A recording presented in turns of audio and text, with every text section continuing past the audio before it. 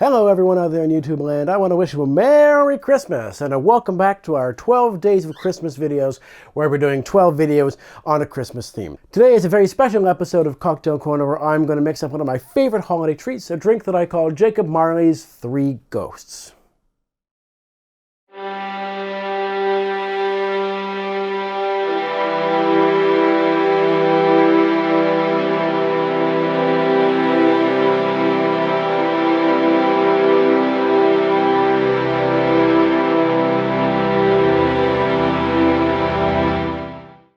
Now, I was at a Christmas party a while back and I was dealing with the kind of dregs of liquors that kind of kick around at parties. The usual kind of stuff that people who don't really mix drinks buy when they feel that they want to drink something that's not a beer or a wine.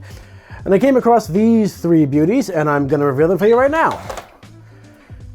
And we've got Sourpuss, Fireball, and Butter Ripple Schnapps. Now, trust me, this episode gets better. This isn't the peak of cocktail we've got going on in this recipe. But to give you the roots of where this cocktail came from, I'm looking at these three bottles, and as I was buying them in the LCBO the other day, I thought to myself that Harry Potter meme where McGonagall is saying, "Why is it whenever there's trouble, it's always you three?" And this is like the triumvirate. This is the golden trio of high school party mayhem.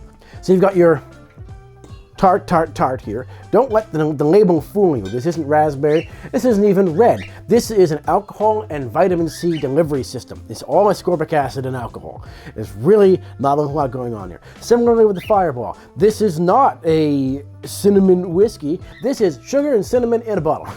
And this one over here, Butter Ripple Schnapps, that's pretty much just sugar. You're not getting a whole lot of nuance with any of these things. But I like the idea of that tart red raspberry, cozy cinnamon, smooth butter schnapps. These flavors seem to me very Christmassy. And I thought, let's throw them together and see what happens. Being at a party as I was, it wasn't particularly classy, so I'm not going to class it up with a lot of tools right now. Just gonna eyeball some stuff here.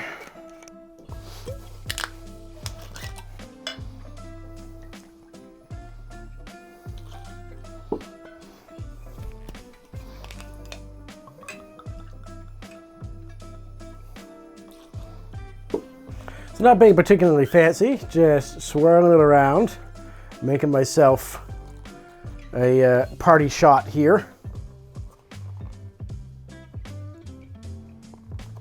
Can't really do much about that red. I'd say it's red, isn't it? Maybe it looks redder up against a blue shirt there. Smells fruity, lots of cinnamon, bit of butter. So you can get the smell of it, and salud.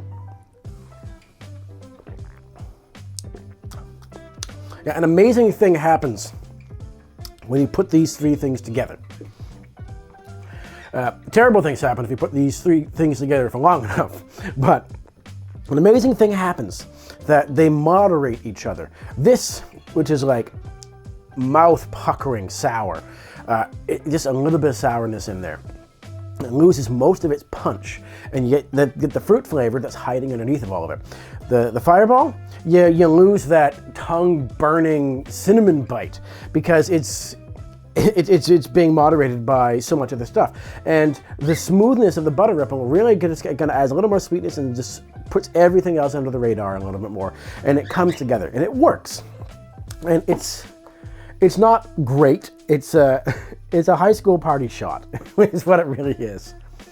And yeah, it smells like any number of scented candles that I've encountered in people's bathrooms. It just smells vaguely fruity and somewhat subtly cinnamon with a bit of vanilla. Really all it smells like. Yeah, it's not bad. It's not great. And it certainly doesn't have anything approaching natural in it with ingredients like these. But it's a starting point. It's a stepping off point that made me think about how could I take this flavor profile and elevate it a little bit. So this drink I made at the party I called Scrooge's Three Spirits because 3 spirits in it. I decided to make something a little bit better that I call Jacob Marley's Three Ghosts. So what are we going to do to make that flavor in a less objectionable form with some actual natural flavors in there, some natural ingredients instead of just color, sugar, and flavor? What are we going to do? So I thought, well, what's the first place to go to from a sour raspberry? And the first thing that came to my mind is cranberry juice, which, not a product placement, but Ocean Spray makes a passable cranberry juice. This stuff is fine. It's a cranberry cocktail, so it's more than just cranberry in there. So being a kind of cocktail enthusiast and knowing that I want to have control over what's going into my drinks, I thought, okay, well, if I don't want cranberry cocktail, I'm gonna have to try something else. So I got a jar of pure cranberry. This stuff is much like the sourpuss, mouth-puckeringly tart. It is very tart, and it does a good job of replicating that flavor. I was very pleased that this was something I could get my hands on. Had to go to a couple of different grocery stores, but I found it. Next ingredient for the fireball, the cinnamon whiskey, well, that's an easy sub. I just get some cinnamon syrup. I've got my own cinnamon syrup here marinating in some cinnamon sticks. And now for the third one, the butter ripple. That was a tricky one. I didn't quite know how to make that flavor from something else that wasn't a butter ripple schnapps until I heard about a process called fat washing. You can fat wash a liquor. A little bit of science here. Water and oil, they don't play nice together. They don't get together, they don't stay together. You can't get the water and oil to play nice. But as is true in life, is true in science, alcohol can get people together who wouldn't have gotten together otherwise. Alcohol has receptors on it that are both hydrophilic and oleophilic, so water liking and oil liking. So if you want to infuse a beverage with an oil-based component, alcohol is your window to weight gain. Alcohol is your ticket to doing that. You can do all kinds of things. The famous ones are like a bacon-washed bourbon or an olive oil-washed gin to infuse those flavors into those liquors. But the other one that's right at the top there that I've made my own batch of here is a butter-washed rum. I have used the Appleton Estate Signature to make this, and I actually made this last year, and you can see it's still cloudy, but it hasn't gone off. This is shelf stable because it's high enough alcohol content. And I'm gonna go into a little more detail about how to make this fat washed rum. And I'm hoping that editor James out there can make a cut for me now and show you the process. Hello, past me. Thanks for tapping me in on this. We are going to make the fat washed butter rum that we just talked about. The first step is to get your hot plate or your stove with a pot on it, and for today's volume of rum, we're only going to use a half pound of butter because I'm only using about 20 ounces of rum in this. If you want to make a much larger volume, you can use a whole pound. What really matters is the volume of the vessel that you're going to be putting it in when you're done. And for this case, we were just doing only so much rum to only so much butter, so I'm just going to use the half pound. No tinfoil bits left at all. I'm just going to put that in there. And now we play the waiting game while this becomes a browned butter. And I will explain closer to the finish of this what a brown butter means. I've got the whole half pound of butter here melted, so it's all simmering away in there. And what I'm watching for now is to see little precipitates of burnt butter to be dropping out of solution. Once I start to see that little bit of brown sediment dropping out and down into the rest of the butter, then I know it's ready. Maybe give it a little bit longer so you get a little bit more of that burnt butter flavor, because that's what we're going for, but don't wait until the whole thing is as brown, because it's that browned butter that we're looking for, and all those little brown burnt bits are going to be filtered out before the last step. So for the most part, I don't want it to burn. I just want to see those little bits of brown butter drip down through. So I'm going to turn the heat off now, and I'm going to move it off the heat. This is still quite hot. Ah! So what I've got to conglomerate this whole thing here is this thing here, and it is not really designed for hot temperatures. This is just a piece of glassware that I bought from the Dollarama at the dollar store here in Ontario. That is like a centerpiece kind of thing. It's like $2.50 or $2.50. And what I'm going to do is I'm going to add my rum. This is the Appleton Estate signature rum, and all of this rum is destined to be fat-washed butter rum, so I'm going to pour it all into my vessel. Now carefully, so as not to pour right into a hot vessel here, I'm going to take my somewhat cooled browned butter here, and I'm going to pour it right into the rum. Now I have heard instructions to take an emulsion blender to this mix, and I tried that once, and the result was that I got butter and rum that would not extricate from each other. They mixed too well, they would not unmix. So I'm just going to stir this. You can whisk it if you want, but the point is just to make sure that you've got a lot of contact between your rum and your butter for the next step.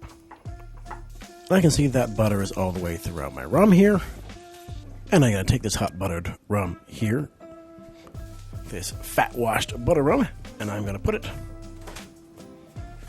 in my freezer. This is the most important step. What's going to happen is that butter is going to freeze faster than the rum will, and it will rise to the top and it will form a puck, which you will see when this recording is done. So here we have our fat washed butter rum. It's just sitting here, you can see, with a large puck of butter on the top there with all our fat washed rum at the bottom. So the first step is to break through that. You can plunge through with a bar spoon. Got some cheesecloth in the funnel here, and a strainer. And I'm just going to pour it through.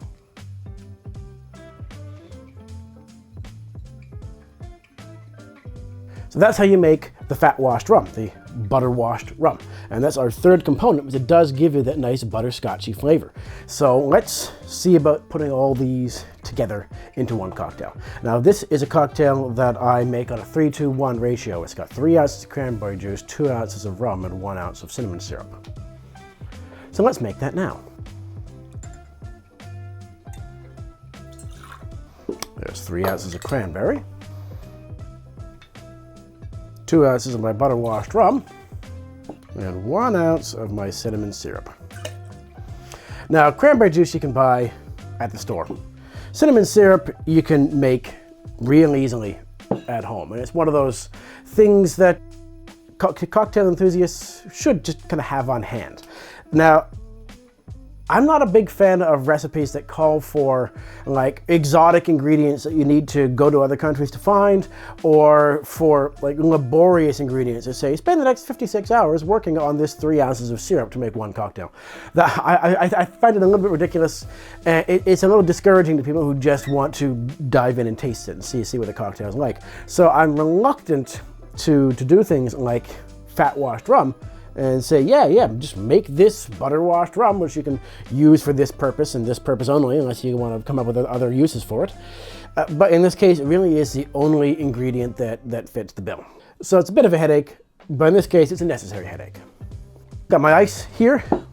I got to use my 1 whole cube and 1 cracked cube.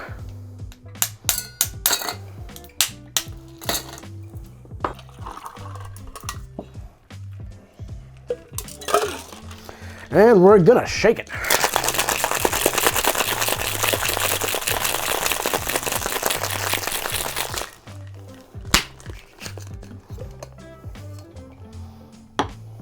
Now that we've got that shaken, I'm gonna work on the glass. Now, one thing that was not present at all in the Scrooge's 3 Spirits was any kind of embellishment or garnish or presentation, and I really wanted something like that with this drink, and I hit on this trick. We're going to serve it up in a large brandy snifter today, and we're going to garnish it with some rosemary. It's actually rather a large one. That ought to do. Now, what we're going to do to make this really pop is we're going to smoke the rosemary into the glass.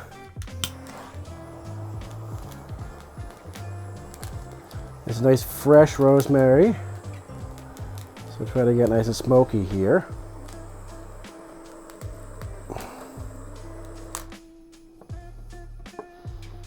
Just let it sit like that for a minute. You can see some of the smoke dissipating, which is nice. It creates atmosphere if you're making this in front of someone.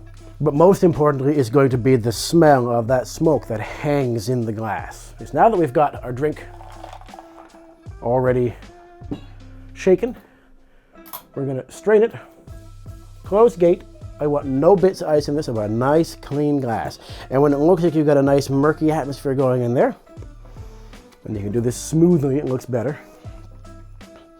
You can upend your glass and let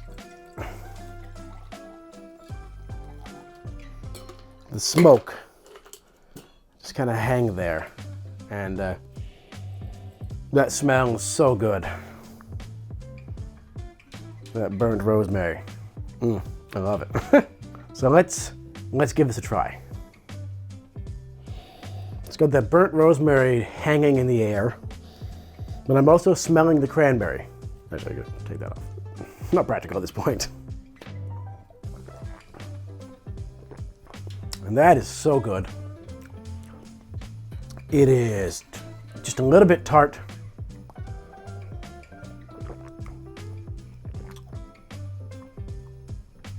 So creamy.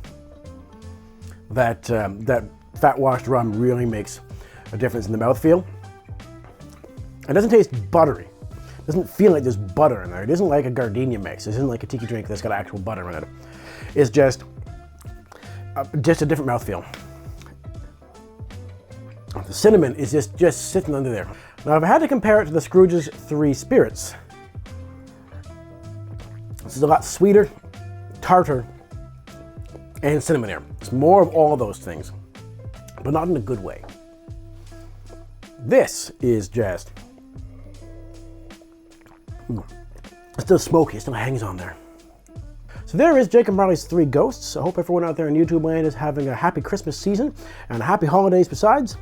And I hope that if you get a chance to make one of these cocktails on your own, that you'll comment below and tell me what you thought of it, and maybe you had any changes you made to it. I'd be interested in hearing about that.